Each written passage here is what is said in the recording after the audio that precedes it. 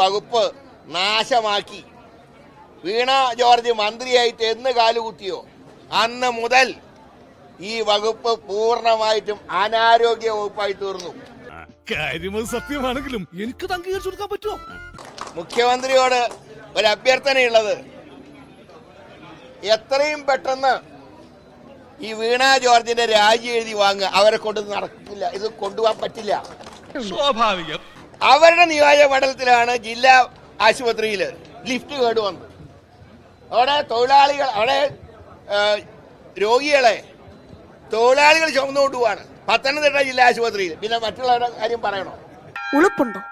വീണ ജോർജിന്റെ രാജി എഴുതി വാങ്ങി അവരെ കൈരളിയിലോ റിപ്പോർട്ടറിലോ വാർത്ത വായിക്കാൻ അവരെത്രയും പെട്ടെന്ന് പറഞ്ഞയക്കുക. ഞാൻ ഈ 2 ചാനലിൽ പറഞ്ഞ അവരുടെ ബഹുമാനക്കുറവുകൊണ്ടല്ല കേട്ടോ. കാരണം മുഖ്യമന്ത്രി വിചാരിച്ചാൽ എളുപ്പം ജോലി കിട്ടുന്ന 2 ചാനലായതുകൊണ്ടാണ് ഞാൻ അതിനെക്കുറിച്ച് ഈശ്വര, ഇവിടെ ആരില്ലല്ലോ ഇതൊന്ന് പറഞ്ഞു ചിരിക്കാനായിട്ട്.